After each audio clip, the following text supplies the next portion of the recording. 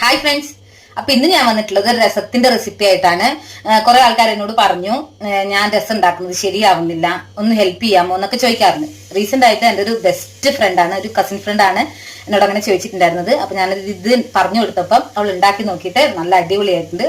ഇത് തന്നെ ഉണ്ടാക്കിയിട്ട് അവൾ കണ്ടിന്യൂ ചെയ്ത് പോകുന്നുണ്ട്.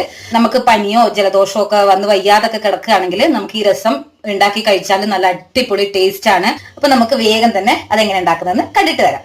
ഇഞ്ചി, പച്ചമുളക്, വെളുത്തുള്ളി, പിന്നെ ഒരു നെല്ലിക്ക വലുപ്പത്തിലുള്ള പുളി, അത്രയാണ് ഞാൻ എടുത്തിട്ടുള്ളത്. അപ്പൊ ഇഞ്ചിയും പച്ചമുളകും വെളുത്തുള്ളിയും കൂടെ ഞാൻ ഇടിയിലിട്ട് ഇടിച്ചു വെച്ചിട്ടുണ്ട്.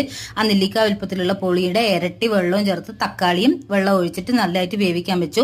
ഉപ്പ്, മഞ്ഞപ്പൊടി, മുളക് പൊടി, മല്ലിപ്പൊടി, ഉലുവാപ്പൊടി, കായപ്പൊടി, ജീരകപ്പൊടി, ഇത്രയാണ് ഞാൻ പൊടികളായിട്ട് ഇട്ടിട്ടുള്ളത്.